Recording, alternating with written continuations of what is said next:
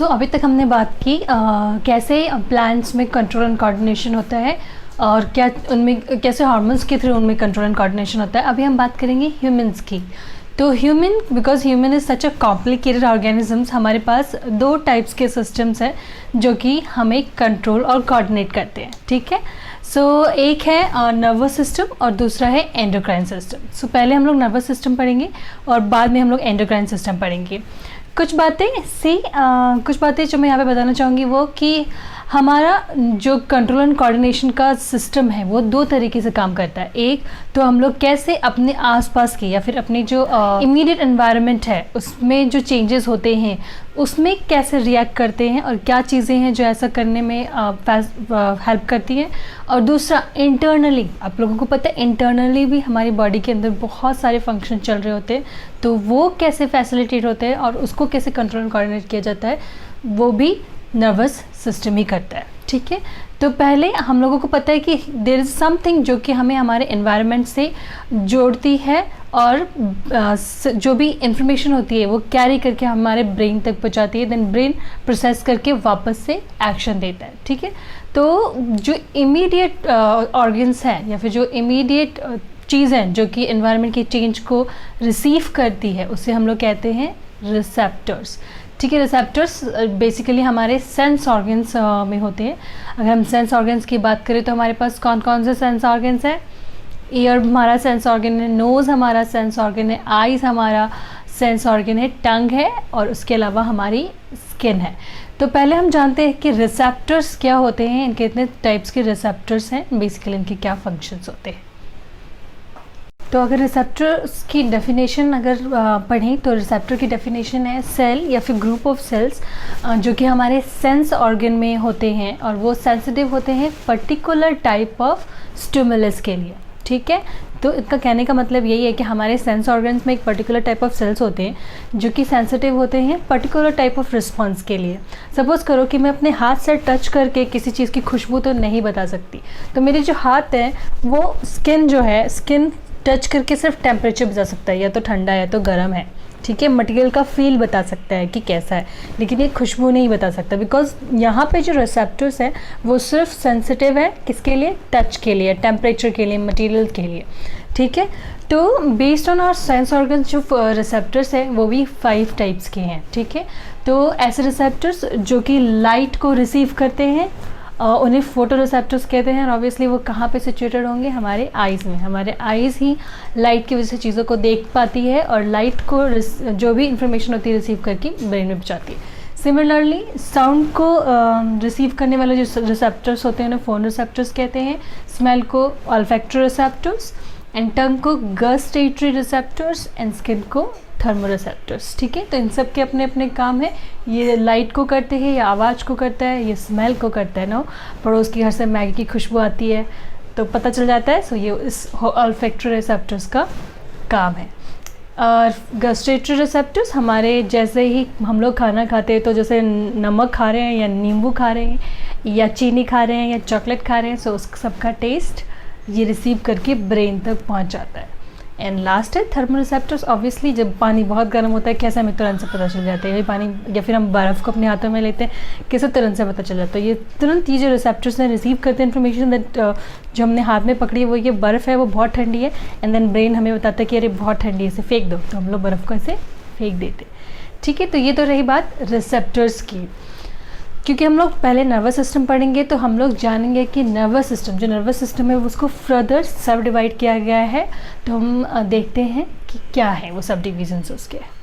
Nervous system पढ़ने से पहले हमारा नर्व सेल्स के बारे में जानना बहुत ज़रूरी है। तो क्या होते हैं नर्व सेल्स? ये जो सबसे स्मॉलेस्ट यूनिट होती है नर्वस सिस्टम की, जिसे हम लोग कहते हैं नर्व सेल्स। देखते कैसा होता है नर्व सेल।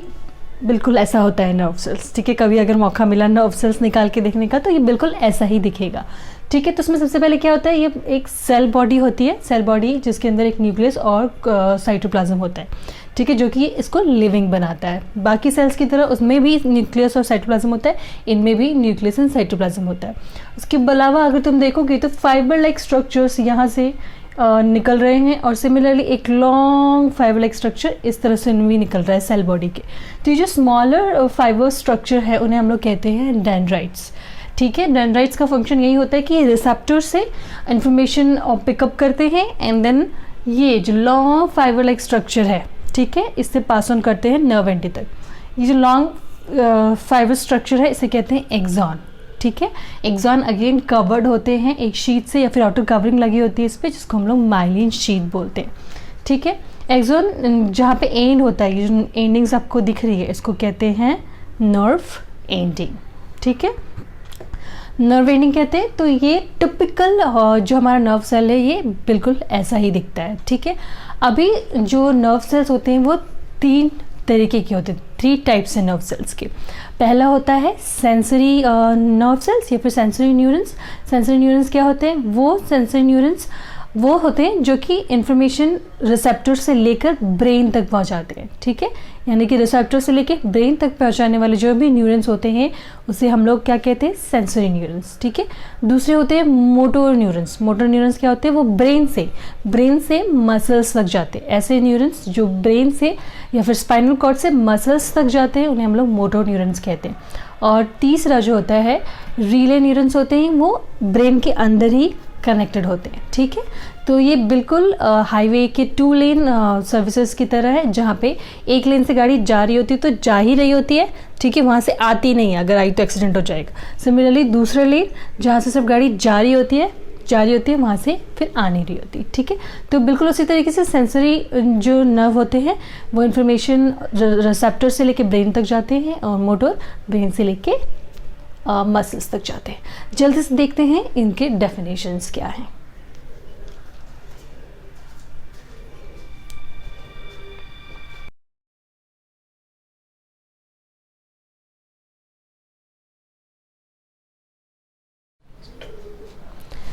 तो हमने पढ़ लिया नर्व क्या होता है, ये भी देख लिया कि नर्व्स के कितने टाइप्स होते हैं। अभी हम देखेंगे कि नर्व्स कैसे इलेक्ट्रिकल इम्पल्स को या फिर जो भी नर्व इम्पल्स होती है उसको एक जगह से दूसरी जगह कैसे ले जाती है।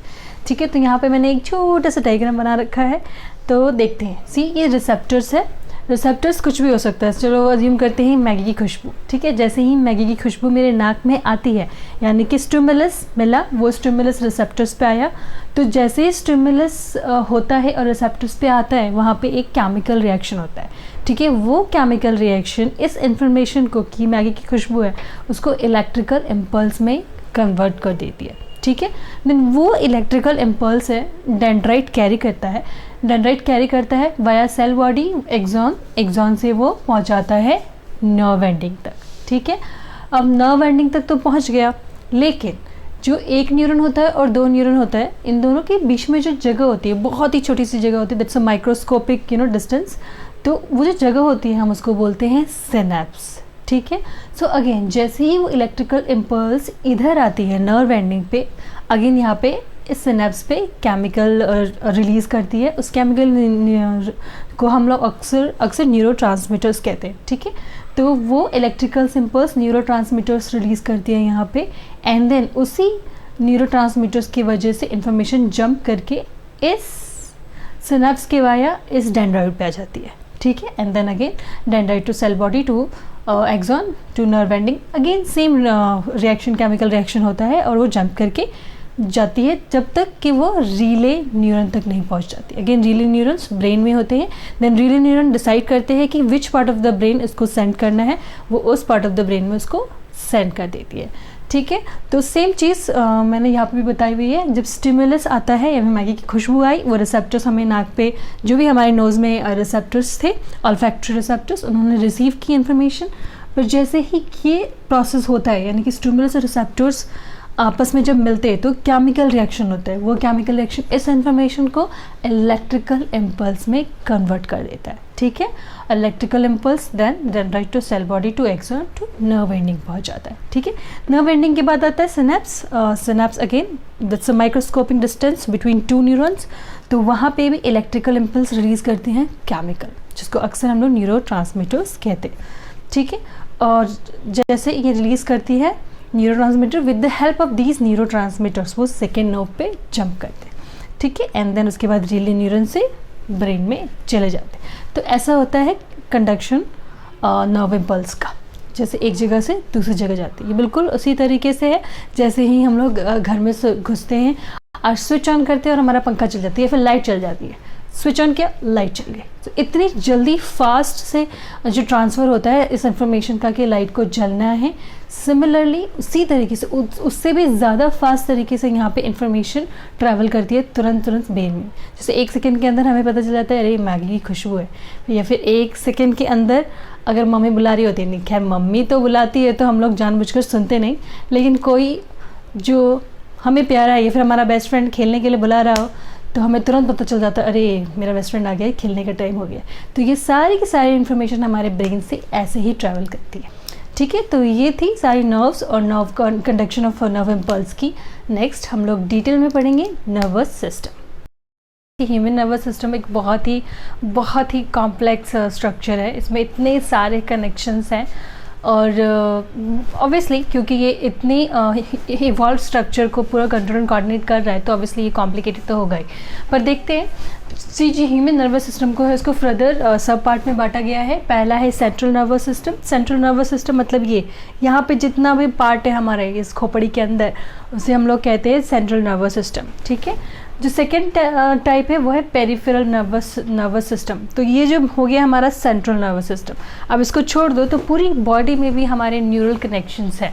देर आर जो कि हमारे जो भी दिमाग हमें बोलता है उसको वो लोग एग्जीक्यूट करते हैं। जो भी एक्शन देता है, वो जो भी बातें बोलता है उसको एग्जीक्यूट करने के लिए हमारी पूरी बॉडी में देयर आर न्यूरल कनेक्शंस। तो वो जो न्यूरल कनेक्शंस है उसको हम लोग पेरिफेरल नर्वस सिस्टम बोलते हैं। ठीक है, अगेन पेरिफेरल नर्वस सिस्टम भी 2 टाइप्स के होते हैं। एक होता है autonomic nervous system. Autonomic nervous system हमारे जो बॉडी के इंटरनल ऑर्गन्स है और उनकी जो एक्टिविटी को कंट्रोल करता है वो होता है ऑटोनॉमिक नर्वस सिस्टम। बचा जो ऑब्वियसली पेरिफेरल नर्वस सिस्टम का दूसरा टाइप है वो है वॉलंटरी नर्वस सिस्टम। सो वॉलंटरी नर्वस सिस्टम वो होता है जहाँ पर हम खुद से सोचकर समझकर हम काम करते हैं। जैसे कि मैंने सोचा कि मुझे आज इतने 9 बजे रात को पार्टी करने जाना है, तो मैंने सोचा वो वाले फंक्शंस को जो एग्जीक्यूट करेगा, इस वाले एक्टिविटी को जो एग्जीक्यूट करेगा वो वॉलंटरी नर्वस सिस्टम्स के अंदर आएगा।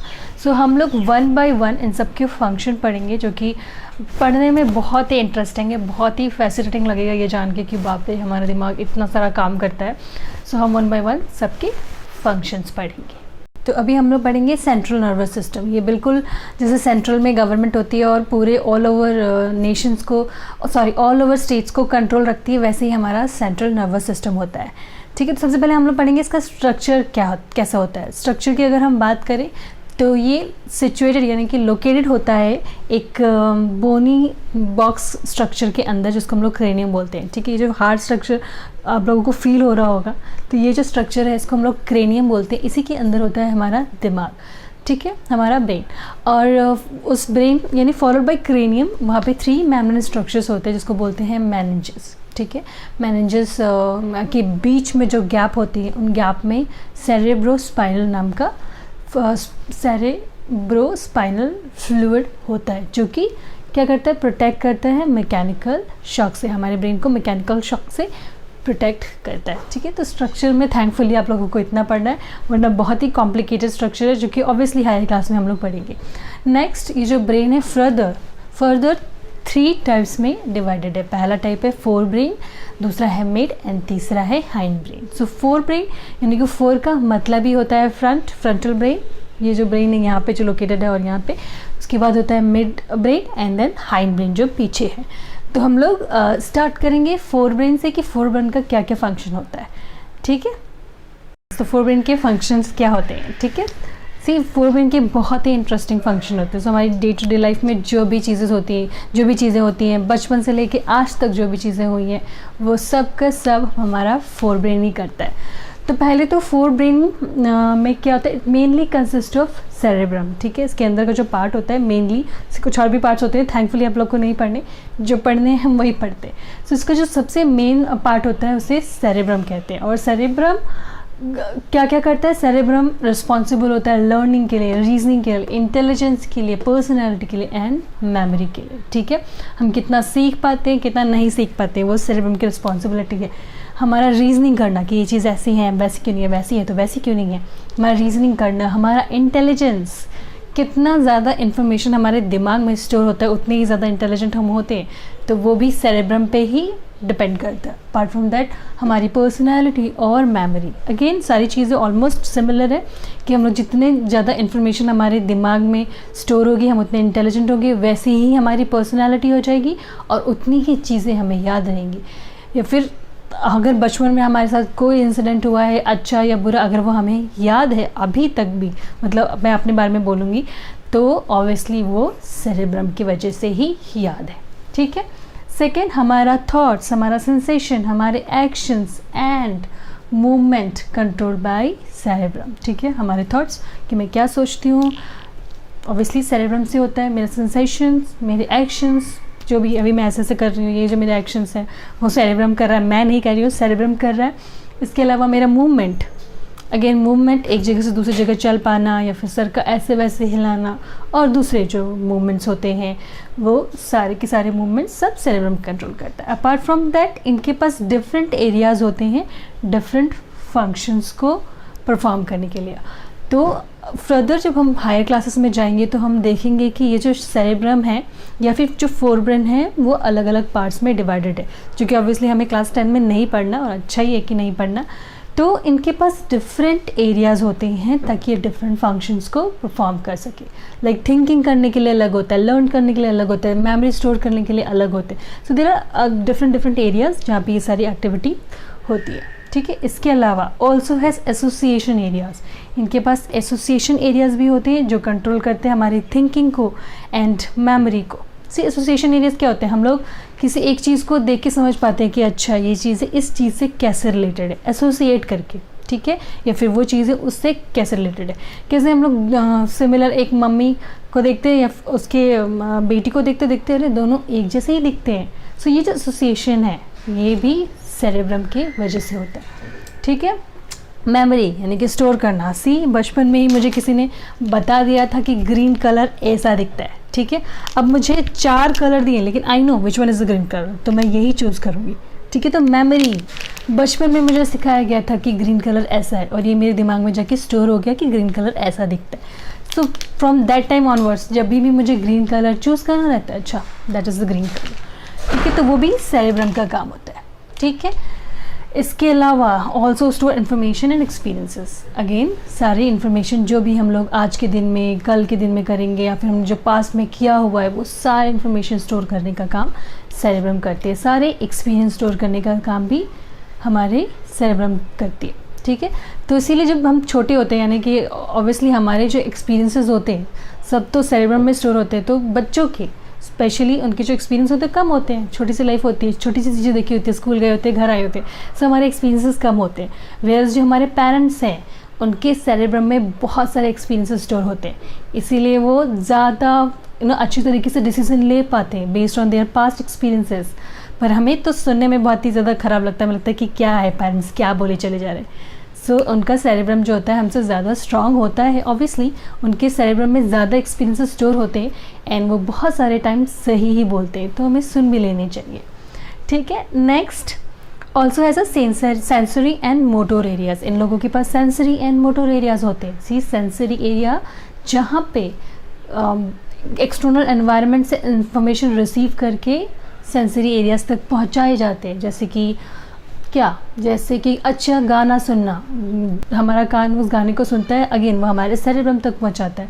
मैगी की खुशबू हमारा नाक सूंघता है और हमारे सेरेब्रम तक पहुंचाता है। या फिर और कौन सा, टच, जैसे ठंडा है या गर्म है वो टच करके अगेन वो सेरेब्रम तक पहुंचाता है। सारे जितने रिसेप्टर्स हैं वो रिसीव करके सेरेब्रम तक पहुंचाती है एंड देन फिर मोटोर एरियाज़ बताते हैं कि उन्हें क्या करना है।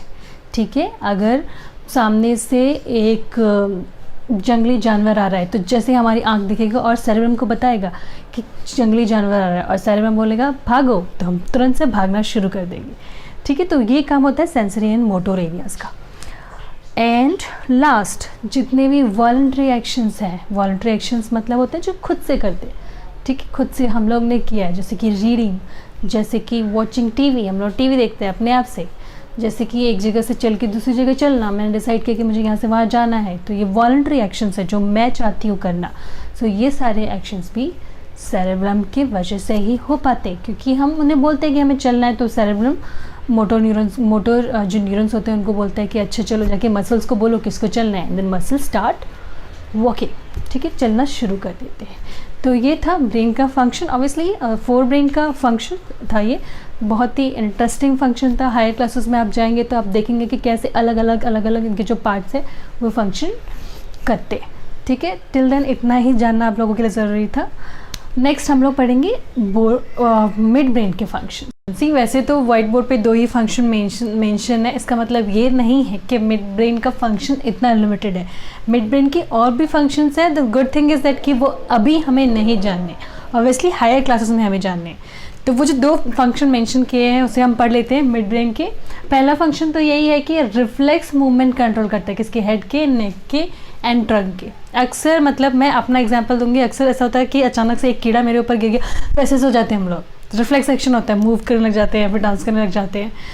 नॉट एग्जैक्टली डांस करने लगते हैं बट मूव करते हैं, हमारा ऐसे हो जाता है, सर हिल रहा है, हमारी बॉडी हिल रही होती है। तो ये जो रिफ्लेक्स मूवमेंट है ये मिड ब्रेन कंट्रोल करता है, ठीक है। सिमिलरली ये आईज मसल्स के और साइज, जो पीपल का साइज चेंज होता है, ये भी रिफ्लेक्स जो मूवमेंट्स है ये मिड ब्रेन ही कंट्रोल करता है। तो आपने नोटिस किया होगा कि बाइक चला रहे हो या फिर स्कूटी चला रहे हो, मेरे साथ अक्सर ऐसा होता है कि मैं स्कूटी चला रही हूँ, सडनली सामने से कोई कीड़ा आया, इससे पहले कि वो मेरी आंख में घुसे मेरी आंख बंद हो जाती है, ठीक है।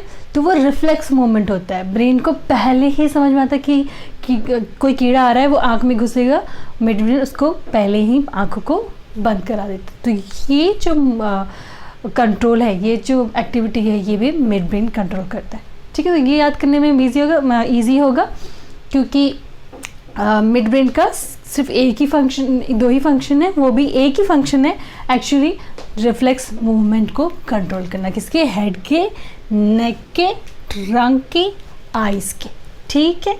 तो नेक्स्ट हम लोग मूव करते हैं थर्ड उस पे, जो कि है हाइंड ब्रेन के फंक्शंस पे। सो हाइंड ब्रेन का, हाइंड का मतलब ही होता है पीछे यानी कि बैक, ठीक है। तो ये जो ब्रेन सिचुएटेड होता है हमारे सर के पीछे वाले पोर्शन पे, ठीक। तो इसके अंदर जो हाइंड ब्रेन है ना, उसको फर्दर 3 पार्ट्स में डिवाइड किया गया है। पहला है पॉन्स, दूसरा है मेड्यूला और तीसरा है सेरेबेलम, ठीक है। तो पॉन्स का क्या काम होता है, वो रेगुलेट करता है रेस्पिरेशन को, ठीक है। रेस्पिरेशन हम ऑलरेडी पढ़ चुके हैं फर्स्ट चैप्टर में, उसको रेगुलेट करने का काम पॉन्स करता है, ठीक है। सो बेसिकली जो हाइंड ब्रेन है ना, वो सारी हमारी बॉडी की इंटरनल जो एक्टिविटी है उसी को कंट्रोल करता है। जहाँ हमने समझा कि पॉन्स रेस्पिरेशन को रेगुलेट करता है, वही मेड्यूला क्या करता है, कंट्रोल वेरियस इनवॉलंटरी एक्शंस। बहुत सारे इनवॉलंटरी एक्शंस होते हैं, जैसे कि दिल का धड़कना, हार्ट बीट हो गया, ब्रीदिंग हो गया। ब्रीदिंग हम सोच के नहीं करते, हमें सोच के या समझ के नहीं करते, वो चलता रहता है, हम किधर भी बिजी हों लेकिन वो चलता रहता है खुद से, ठीक है। ब्लड प्रेशर, ब्लड का फ्लो होता रहता है, ठीक है। सो peristaltic movement of alimentary canal, जो पेरिस्टालिक मूवमेंट है जिसमें खाना मुंह से स्टमक में जाता है, तो वहाँ पे जो मसल मूवमेंट्स होती हैं, वो सारी मूवमेंट्स वो खुद से होती है, ठीक है। तो उसको करने के लिए कौन रिस्पॉन्सिबल होता है, मेड्यूला, यानी कि इन सारे मूवमेंट्स को मेड्यूला फैसिलिटेट करता है, ठीक है। Also control reflexes such as vomiting, reflexes जो कि तुरंत से आते हैं, ठीक है। ऐसे रिएक्शन जो तुरंत आते हैं, तो जैसे कि हम लोग किसी गंदी चीज़ को देखते हैं, गंदी स्मेल को देखते हैं, तुरंत ही हमें वॉमिटिंग आ जाती है। या फिर अगर गलती से हमारे नाक के अंदर कुछ डस्ट पार्टिकल घुस जाता है, तुरंत से हमें छींक आ जाती है। या फिर हम किसी टेस्टी खाने की खुशबू आती है और हमारे मुंह में सलाइवा आ जाता है। सो ये सारे जो इनवॉलंटरी एक्शंस हैं या फिर इनवॉलंटरी रिफ्लेक्सेस हैं, एक्चुअली ये रिफ्लेक्सेस हैं, ये भी कौन करता है, ये मेडुला की वजह से होता है, ठीक है।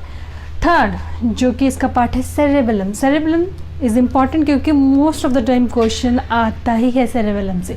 तो सेरेबेलम का जो सबसे इम्पॉर्टेंट काम है वो है हमारी बॉडी पोस्चर को मेंटेन करना, हमारे बैलेंस को मेंटेन करना। हम स्ट्रेट खड़े रह पाते हैं या फिर हम ऐसे पोज में खड़े हैं या फिर जैसे भी किसी भी पोज में खड़े हैं, ये सारा कुछ सेरेबेलम कंट्रोल करता है या फिर रेगुलेट करता है, ठीक है। इसके अलावा सेरेबेलम का दूसरा फंक्शन होता है कि प्रिसाइज मूवमेंट करना। enable us to make precise and accurate movement. ठीक है, मुझे एक स्टेप ही आगे जाना है, मुझे 2 स्टेप पीछे जाना है, मुझे 4 स्टेप राइट जाना है, 2 स्टेप लेफ्ट जाना है, मुझे कितना जाना है। ऐसा नहीं कि मैंने चलना शुरू किया और चलती चली जा रही हूँ, नहीं, मुझे जहाँ तक जाना है वहाँ तक जाके मैं रुक जाती हूँ। सो ये जो प्रिसाइज मूवमेंट्स है ये हम लोग सेरेबेलम की वजह से ही कर पाते हैं। ठीक है, अगेन मैं बोल रही हूँ कि सेरेबेलम से most of the time question पूछा जाता है, तो इट्स इम्पॉर्टेंट क्योंकि ये हमारी बॉडी के पोस्चर और बैलेंस को रेगुलेट करता है। ठीक है, तो यहाँ पे ख़त्म होता है हमारा हाइंड ब्रेन का फंक्शन। आई एम श्योर कि बहुत ही मज़ा आया होगा ये सारे फंक्शंस जानकर समझ कर कि हमारा दिमाग कैसे काम करता है। आप हाई क्लासेस में जाएंगे और डिटेल में है वहाँ पे कितने सारे काम एट अ टाइम ये लोग एग्जीक्यूट करते हैं। तो अभी के लिए इतना ही था, तो यहाँ पे ख़त्म होता है हमारा ब्रेन। ठीक है, नेक्स्ट हम लोग पढ़ेंगे सेंट्रल नर्वस सिस्टम का दूसरा पार्ट जो कि है स्पाइनल कॉर्ड। तो ब्रेन की तरह स्पाइनल कॉर्ड भी बहुत ही इम्पॉर्टेंट पार्ट है हमारी बॉडी का। सो स्पाइनल कॉर्ड ऑब्वियसली ये जो पूरी बैकबोन होती है हमारी बीच में लोकेटेड होती है, तो उसे ही हम लोग कहते हैं स्पाइनल कॉर्ड। ठीक है, सो पहले हम लोग स्पाइनल कॉर्ड का स्ट्रक्चर देखेंगे। क्या होता है स्ट्रक्चर? ये सिलेंड्रिकल होता है, सिलेंड्रिकल स्ट्रक्चर होता है इसका। और कहाँ से शुरू होता है? सी हाइंड ब्रेन का जो पार्ट होता है मेड्यूला सबसे नीचे लोकेटेड होता है, उसी की कंटिन्यूएशन से स्टार्ट होता है स्पाइनल कॉर्ड। ठीक है, so in continuation with medulla start होता है क्या? Spinal cord. देन ये भी एक बोनी स्ट्रक्चर की, जो पूरा हमारा स्पाइनल ये वर्टिब्रा कॉलम होता है, तो वो वर्टिब्रा कॉलम के अंदर एनक्लोज होता है। ठीक है, जिसकी वजह से वो प्रोटेक्टेड होता है वर्टिब्रल कॉलम से। ठीक है, वैसे फील करोगे अगर तो वहाँ पे हड्डी हड्डी जैसी फील होगी तुम्हें, तो क्योंकि वो बोन होते हैं। ठीक है, उसी बोन के अंदर ये जो स्पाइनल कॉर्ड होता है वो लोकेटेड होता है, फिर सिचुएटेड होता है। ठीक है, नेक्स्ट ये भी सराउंडेड होता है मेम्ब्रेन से, जैसे कि मेनिंजेस कहते हैं। जैसे ब्रेन सराउंडेड था 3 मेम्ब्रेन मेनिंजेस से, सिमिलरली ये भी सराउंडेड होता है मेम्ब्रेन से, जिसको कि मेनिंजेस बोलते हैं। इसके अलावा 31 पेयर ऑफ नर्व अराइज होती है स्पाइनल कॉर्ड से। ठीक है, वैसे तो जो हमारा वर्टिब्रल कॉलम है वहाँ पे 33 बोन्स होते हैं, 33 पीसेस ऑफ बोन्स होते हैं, लेकिन सिर्फ 31 पेयर्स ऑफ नर्व अराइज होते हैं उन स्पाइनल कॉर्ड से। ठीक है, नेक्स्ट इसका फंक्शन देखेंगे। फंक्शन इसके 2 जो इम्पॉर्टेंट फंक्शन है, पहला ये स्पाइनल रिफ्लेक्स एक्शन के लिए इम्पॉर्टेंट होता है। ठीक है, ये concern with spinal reflex action हम नेक्स्ट टॉपिक में पढ़ेंगे कि स्पाइनल रिफ्लेक्स एक्शन कैसे होता है। इसके अलावा ये करती है conduction of nerve impulse to and from the brain, यानी कि ब्रेन तक भी लेके जाती है और ब्रेन से भी लेके जाती है। तो ऐसा होता है ना कि शॉर्टेस्ट डिस्टेंस कवर करना है, तो शॉर्टेस्ट डिस्टेंस जो कवर होता है वो स्पाइनल कॉर्ड से होता है। इसीलिए कभी कभी जो सेंसर न्यूरॉन्स होती हैं वो इन्फॉर्मेशन रिसीव करके स्पाइनल कॉर्ड तक भेजती है और स्पाइनल कॉर्ड तुरंत से ब्रेन को भेज देता है, क्योंकि दोनों एक दूसरे से जुड़े होते हैं। ठीक है, तो नेक्स्ट हम लोग देखते हैं कि कैसे एग्जीक्यूट होता है ये स्पाइनल रिफ्लेक्स एक्शन। तो क्या होता है reflex action? It's simplest form of response is called as reflex action.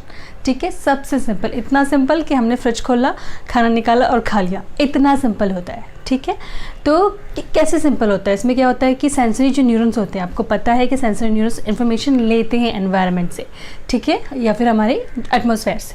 तो हमारे एनवायरनमेंट से वो इन्फॉर्मेशन लेते हैं, स्पाइनल कॉर्ड या ब्रेन तक पहुंचाते हैं, फिर स्पाइनल कॉर्ड या ब्रेन सिग्नल देते हैं मोटर न्यूरॉन को कि मोटर न्यूरॉन तुम्हें जाके मसल्स को ऐसा बोलना है कॉन्ट्रैक्ट हो जा, तो मसल्स को जाके कॉन्ट्रैक्ट हो जा बोलते हैं और काम हो जाता है। ठीक है, तो अगर आपने डे टू डे लाइफ में ऑब्जर्व किया होगा तो आपने देखा होगा कभी कभी अचानक से कोई चीज़ टपक रही होती है और हम लोग कैच कर लेते हैं। ठीक है, सो वो रिफ्लेक्स एक्शन होता है।